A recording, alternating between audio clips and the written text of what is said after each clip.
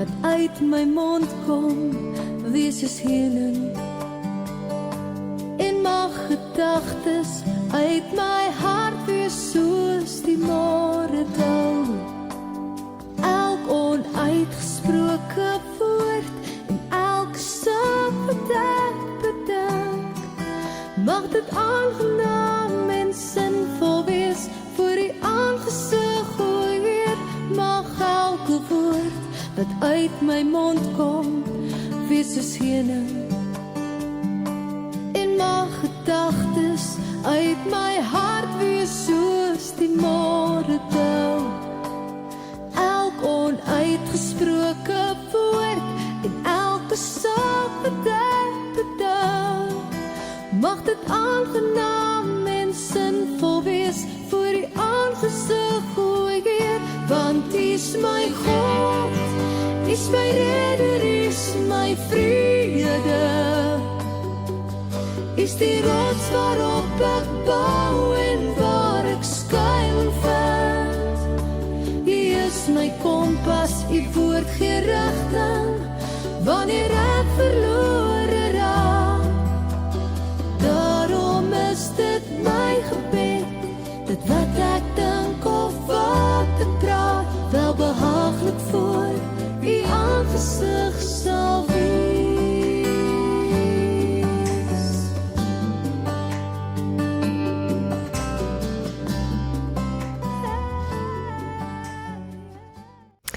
Jesus sê, laat staan die kindertjies, moet hulle nie verhinder om na my toe te kom nie, want die koninkryk van die hemel behoort juis aan mense soos hulle.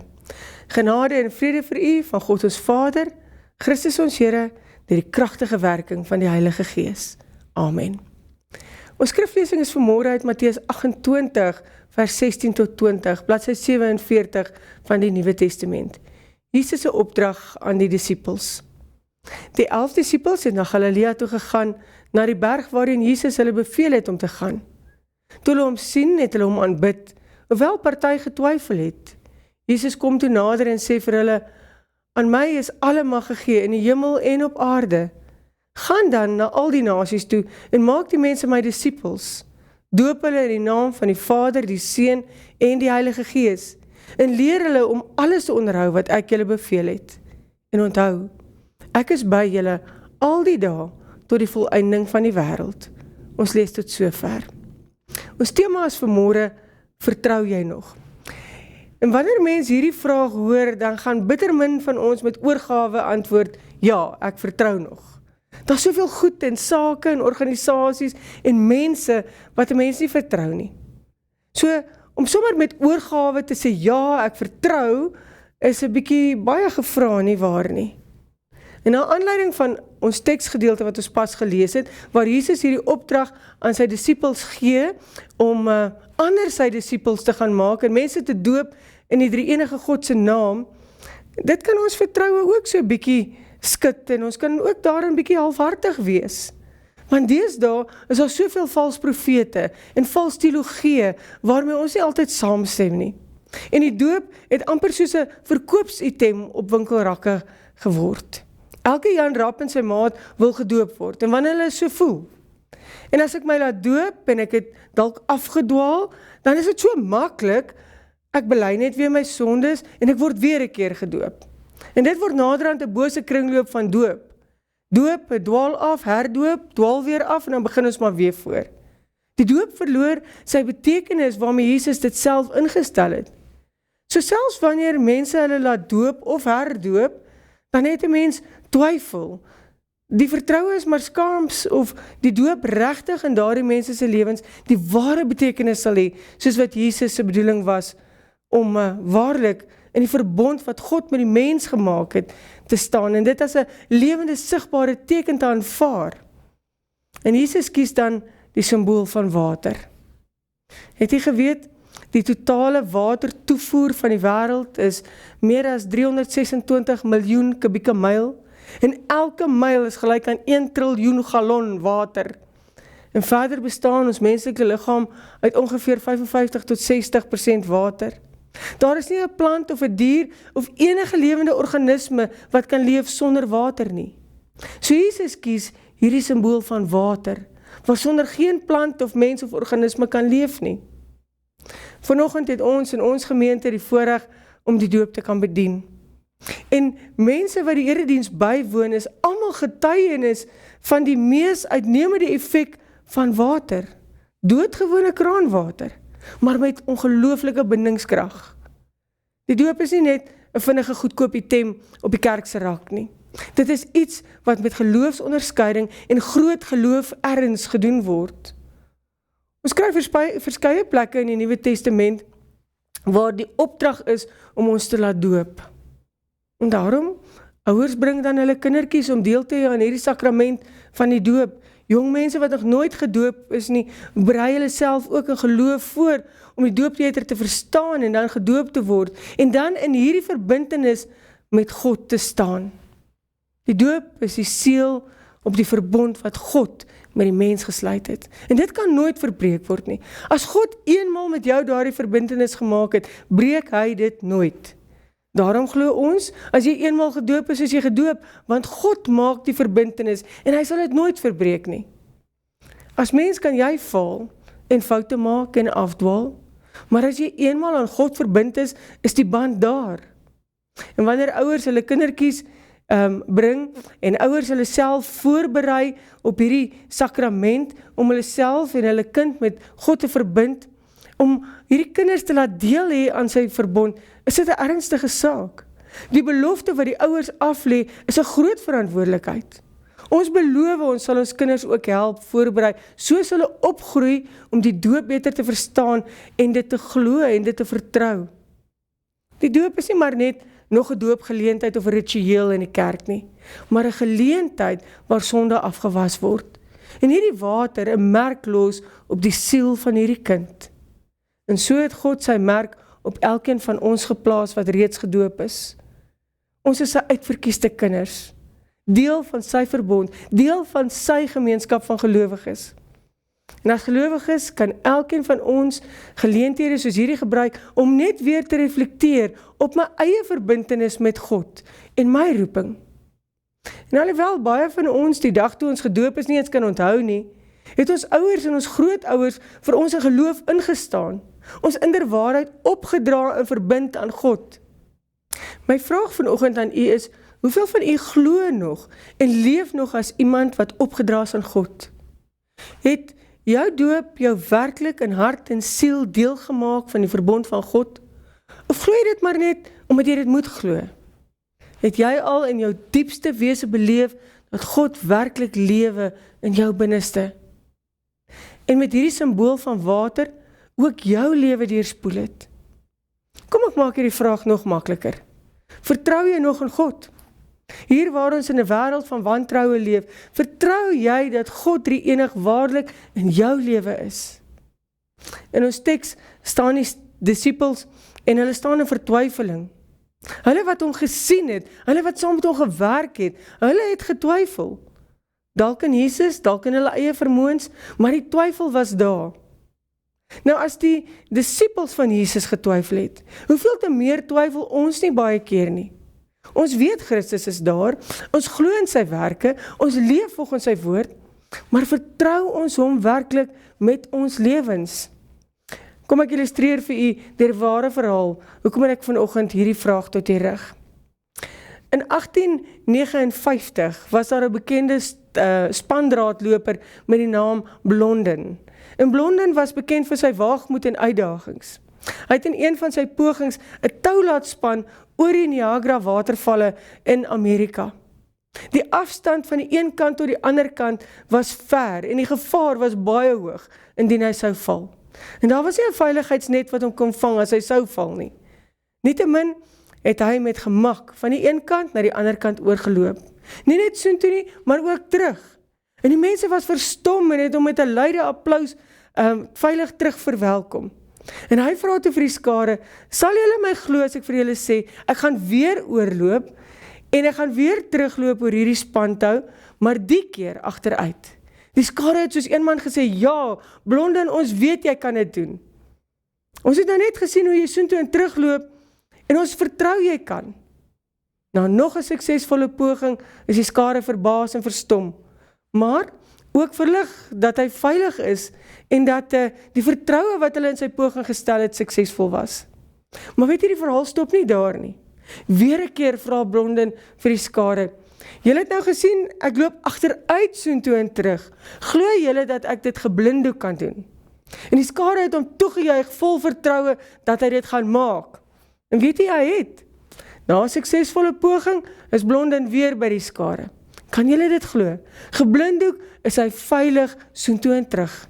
Maar hierdie keer vra hy vir die skare of hy dit sal maak as hy met 'n kruiwa geblinddoek sou oorstap soontoe en terug. Ja, ja, antwoord almal en almal juig, ons glo in jou Blondin, jy kan dit doen. En toe vra Blondin, is julle seker? Hier is daarom 'n baie moeilike taak. Weer eens het die skare geskree, ja, ja, ons glo jy kan dit doen. Maar toe kom die ware toets. Blondin vra toe vir 'n vrywilliger om binne in die kruiwa te klim. En skielik is die skare stil. Niemand wil daardie kans vat nie. O nee, het hulle geantwoord, dis te gevaarlik. Sien jy nou? Dis maklik om te sê, ek glo want ek is gedoop, ek is deel van God se familie, ek is uitverkies, ek is 'n verbondskind, en daar is baie beloftes vir my en ek glo dit, maar vertrou U. Dit is wat Christus van ons vra. Vertrou ek werklik genoeg dat ek my lewe en alles in my bestaan aan hom kan wy. My lewe regtig waar in sy hande kan plaas, soos die psalmdigter van Psalm 31 dit stel. Kan ons vertrou soos 'n klein kindjie onvoorwaardelik glo en vertrou? As ek die kraan in die oggend oopdraai, dan glo ek daar sal water uitkom. En ek vertrou, die water sal daar uitkom en dit sal drinkbaar wees. Ek het nie eens nodig om 'n klomp toetse te laat doen nie, ek het nie twyfel daarin nie. Met Christus in my lewe, en as 'n kind wat gedoop is in die naam van die Vader, die Seun en die Heilige Gees, glo ek is deel van die verbond van Christus, en vertrou ek Christus met my lewe onvoorwaardelik. Dit is hoe dit veronderstel is om te wees. Ek hoef myself nie weer en weer en weer te laat doop, want ek vertrou nie die verbond wat God met my gesluit het nie. Vertroue is nodig in enige verhouding. Dit maak nie saak op watter vlak dit is nie, of dit nou binne 'n vriendskapskring, of tussen 'n ouer en 'n kind, tussen huweliksmaat, of tussen God is nie. Ons moet mekaar vertrou om 'n sinvolle en 'n vreugdevolle lewe in verhouding met God te kan hê. In hierdie gedeelte wat ons saam gelees het, het ons gesien die disippels het getwyfel. Hulle het hom aanbid, maar die onsekerheid, die wantroue was daar. En tog maak Jesus self bekend. En hy sê, aan my is alle mag in die hemel en op die aarde gegee. Hy was waarlik daar. Wat hy waarskynlik kon sê was, vertrou my want julle is my kinders, ek sal vir julle sorg, ek sal vir julle gee wat julle nodig het om julle roeping te gaan voltooi.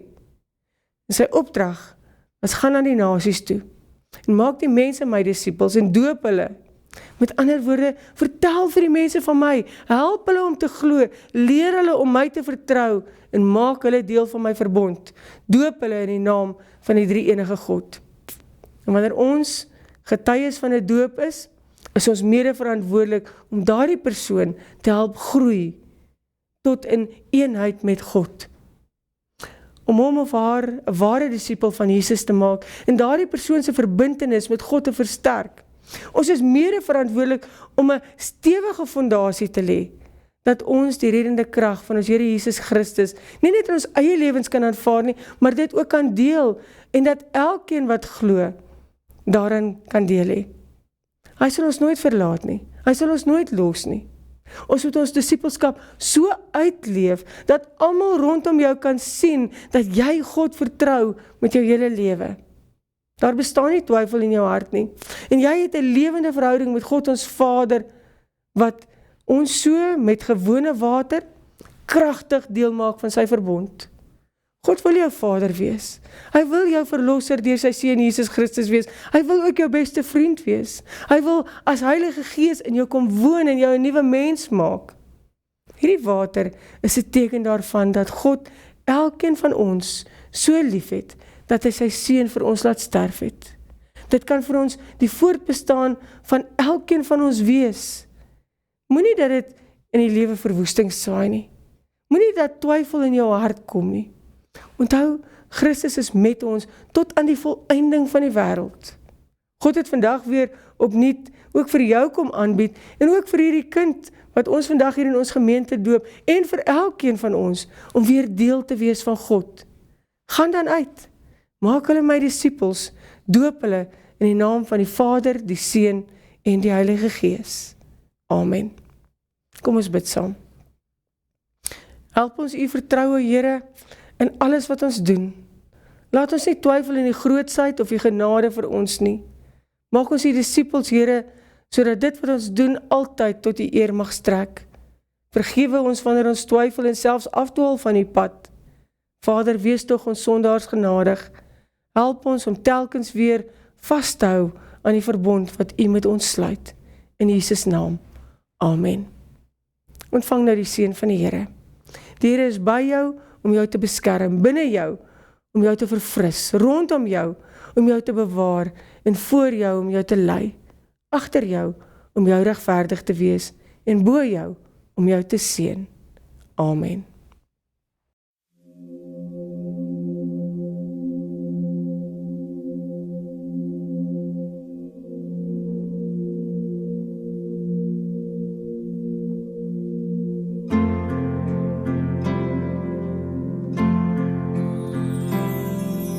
Die Here jou en jou gesin seën, behoed en bewaar. Mag hy sy aangesig laat skyn en julle genadig wees. Mag hy julle seën met vrede van hom.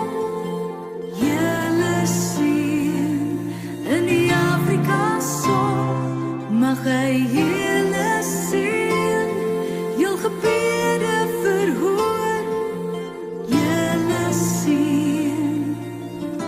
Dit is my seëngebed.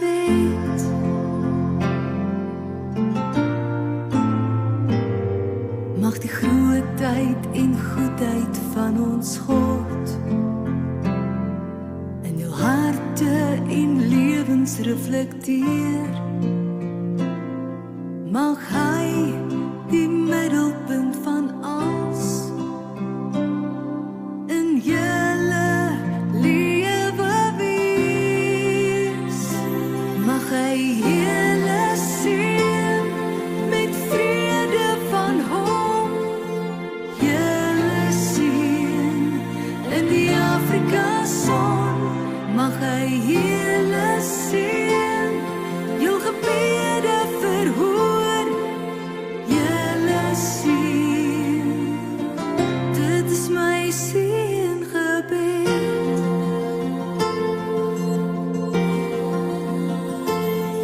Met die saambid en saamlag en die lewe geniet, mag jou vrese in vrede omskep.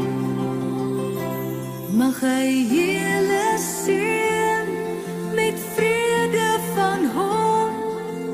Julle seën in die Afrika son. Mag hy julle seën, jou gebede verhoor. Julle seën, dit is my seën.